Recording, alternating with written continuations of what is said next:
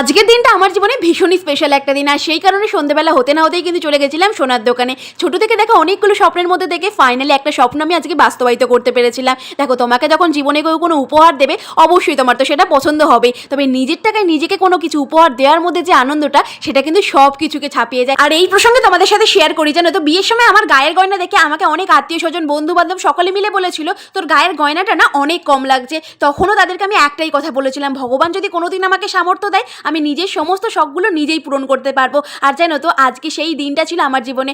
Finally যখন এই জিনিসটা আমি হাতে পেয়েছিলাম না, আমি যে কতটা আনন্দিত হয়েছিলাম তোমাদেরকে সত্যি বলে বোঝাতে পারবো না। আর আজকে তাদেরকে বলা কথাগুলোর সাথে সাথে কিন্তু আমি ফাইনালি নিজের জীবনের অনেক বড় একটা স্বপ্ন পূরণ করতে পেরেছিলাম। এই কারণেই কিন্তু বলা হয় ধৈর্যই মানুষের আসল সফলতার চাবিকাঠি। আমি মনে করি জীবনে কি নেই সেই নিয়ে আফসোস করার থেকে জীবনে তুমি কি করতে পারো সেটা নিয়ে ভাবলে সমস্ত কাজটাই না বড্ড বেশি ইজি হয়ে যাবে। যাই হোক, তোমাদের কেমন লাগলো আমার নেকলেসের ডিজাইনটা অবশ্যই কমেন্টের মাধ্যমে জানিও। আজকের মতো টাটা।